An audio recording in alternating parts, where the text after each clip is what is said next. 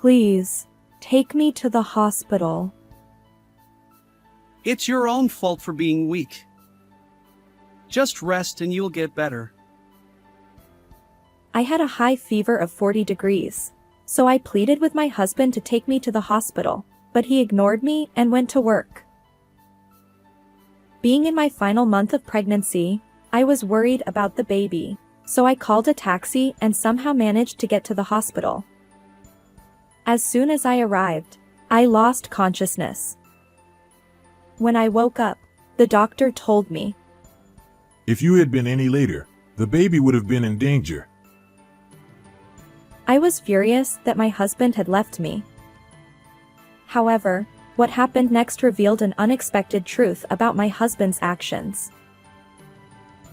I am Ileana, 38 years old.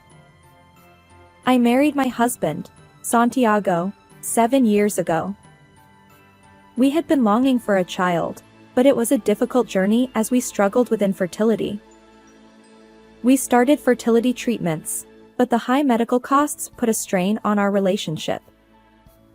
Santiago would get angry when I tried to cut down on food expenses to save money. Are you trying to make me sick with these cheap meals? Even when I was lying down due to feeling unwell, Santiago would say harsh words like, You don't even work outside, and yet you get to relax? These difficult times increased. Just when our relationship seemed on the verge of breaking down, I found out I was pregnant. When I told Santiago, he pretended to be happy, but his reaction was colder than I had expected. Despite this, I believed that we could live happily together with our baby. The baby grew healthily, and I finally reached the last month of pregnancy. Daily life with a big belly was tough, but I felt the baby's strong movements and cherished the happiness. When I woke up that day to prepare breakfast as usual, I felt unwell with a severe headache and dizziness. Forcing myself to get up, I began to feel chills. When I measured my temperature, it was already over 40 degrees, and I could barely stand. What's happening all of a sudden? I lay down on the sofa, but there was no sign of improvement. Worried about the baby, I wanted to go to the hospital. Just then, Santiago woke up. Good morning. Sorry to ask suddenly, but can you take me to the hospital? What's wrong? I have a high fever of 40 degrees, and I feel terrible. I'm also worried about the baby. I can't. I have to go to work now. Can't you go a little later? Don't be ridiculous. Don't take work lightly. I can't just take a day off. It's your own fault for being weak. You'll get better if you rest. Despite my plea, Santiago quickly got ready and left for work. More than the shock of being left behind, I was worried about the baby. I called a taxi and forced myself to get up and rush to the hospital. When I arrived, barely conscious, a nurse hurriedly helped me. It's okay. I heard a voice from afar. I finally made it. Relieved, I lost consciousness. I was later taken to the treatment room and given N4. When I woke up in the hospital bed, it was 1 p.m. Thanks to the rest, I felt better. As I tried to get up, the doctor came to check on me. Did you sleep well? Yes. Is the baby okay? Yes, but it was dangerous if left untreated. For absolute rest, let's stay in the hospital for a while. It was sudden, so I wasn't prepared at all. I called Santiago to explain the situation, but I couldn't reach him. Maybe he didn't notice because he's at work. I took Santiago's business card from my wallet and called his company. A woman from the office answered, and when I asked to be connected to Santiago, she responded strangely. He has taken paternity leave from today. He was excited to accompany his wife for the birth. What a good husband. I see. Thank you. I ended the call, pretending not to be surprised by Santiago's leave. He left for work this morning, didn't he? While I was suspicious of Santiago lying to his company, a friend called me. I'm at the service area right now, and I just saw Santiago. But he was holding hands with a woman I don't know. What? Can you get closer to confirm? Got it. It looks like they're heading back to the car, so I'll follow them. I learned about Santiago's secret from my friend's message. I was scared to confirm the truth, but I couldn't just let it go. I pressed my phone to my ear, waiting for her response. It's hard to say, but... It's okay. Tell me. They're kissing in the car. I was speechless. My heart felt like it was being squeezed, but I told myself to stay calm. Can you switch to a video call? I need to see it for myself. The moment the video call started, I saw Santiago and the unknown woman being intimate on the screen. I suppressed my anger and saved the video on my phone as evidence. Sorry for making you do this. You really helped me. Thank you. If you need anything, I'm here for you. Call me anytime. After thanking her and ending the call, tears streamed down my cheeks. Memories of the happy times with Santiago flashed before my eyes like a revolving lantern. There were many happy and tough times, but I believed overcoming them was what made us a couple. While our baby was growing inside me, Santiago was betraying us. My anger didn't subside, and I swore to get revenge on him. Later, prioritizing the safety of both mother and child, I underwent a cesarean section and safely gave birth to a baby girl. We finally met! Let's get along from now on. Holding my baby, who let out a healthy cry, an overwhelming emotion washed over me, and tears flowed naturally. It was a very happy moment. Back in the hospital room, I decided to share the joy with Santiago, but he didn't answer the phone again. I sent him an email and waited for his response while making a call to a certain place. You're really cute. As I gazed at my daughter for a while, I finally received a call back.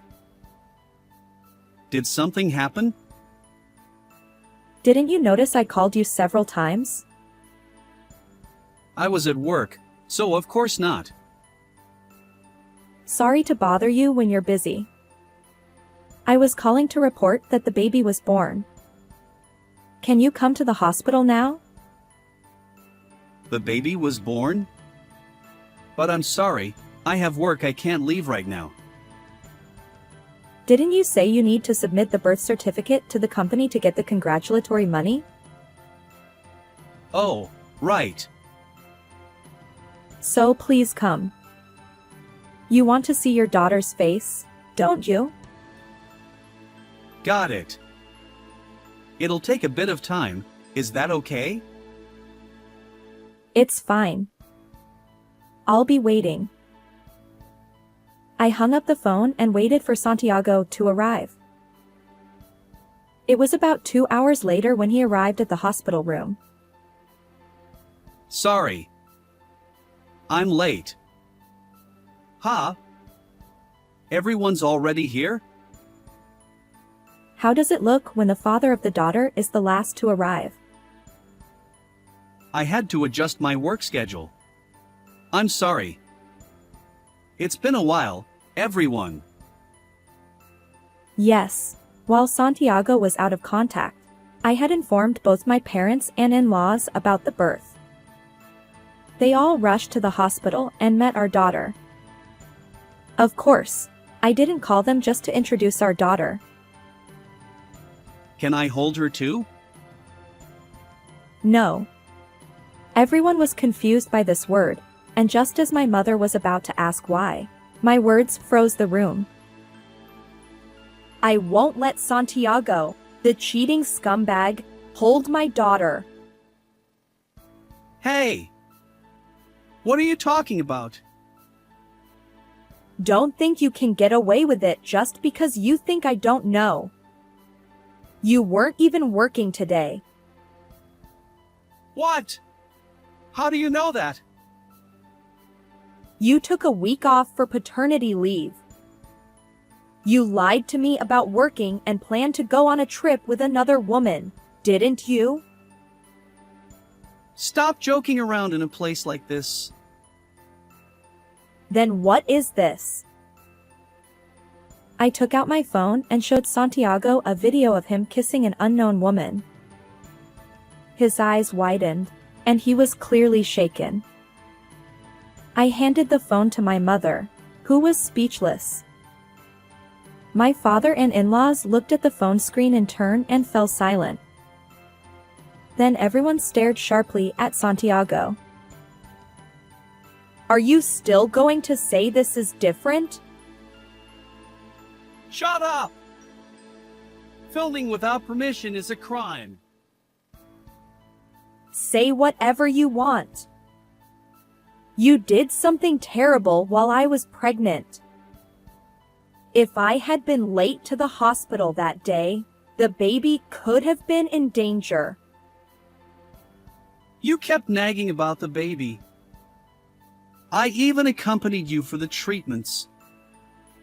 What's wrong with having a little fun? Santiago lashed out and simultaneously complained about the infertility treatments. So that's how you felt. From now on, I'll be a good father for our daughter. Isn't that enough? Don't act like her father after doing something so terrible. I'll raise her carefully so she doesn't end up with a man like you. Don't be ridiculous.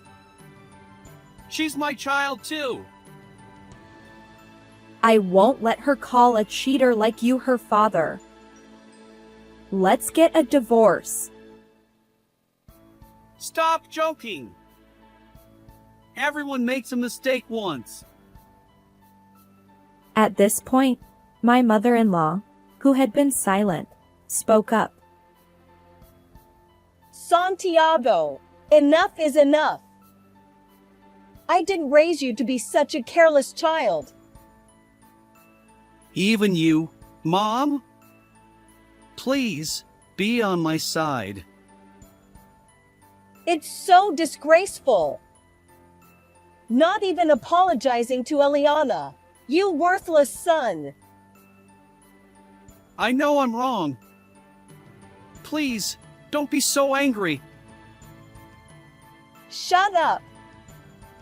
I'm cutting ties with you. How does it feel to be abandoned by your parents at such a joyous occasion? What did you say? The mother-in-law was angrier than I had ever seen her before. After apologizing to me, she took her belongings and left. The father-in-law also left the hospital room in silence, giving Santiago a cold stare.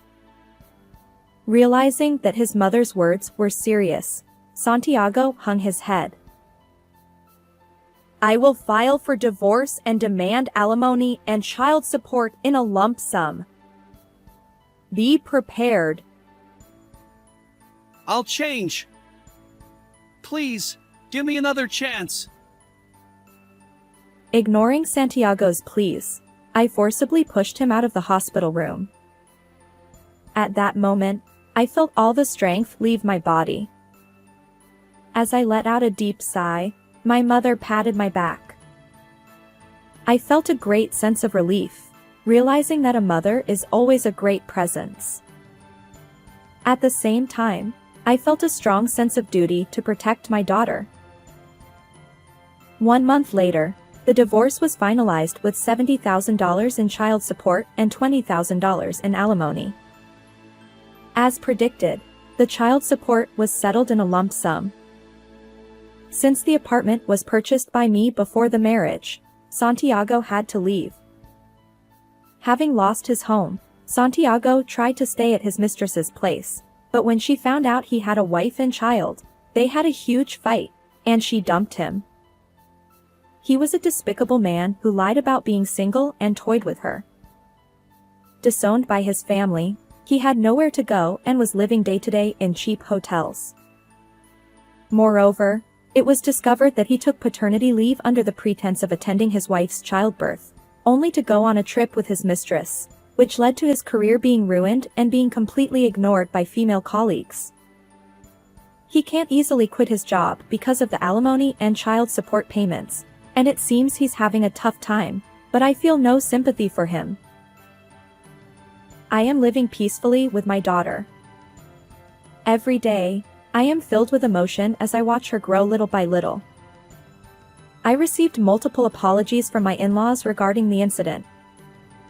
However, since they had always been good to me, I hold no grudge against them, and we still maintain a good relationship, with them occasionally playing with my daughter.